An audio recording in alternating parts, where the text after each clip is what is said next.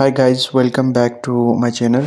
So in this video tutorial I will tell you about how you can block ads on your Android. So click on the setting option and navigate to the bottom. Here you can see a option of privacy.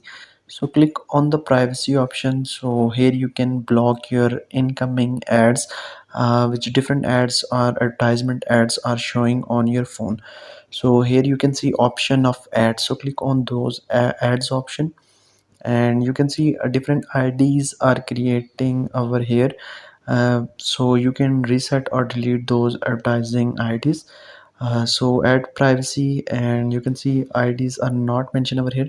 So you can see resetting advertising ID is clearly shown over here. So you can click on the confirm option. So you can reset your advertising ID and delete your advertising ID as well.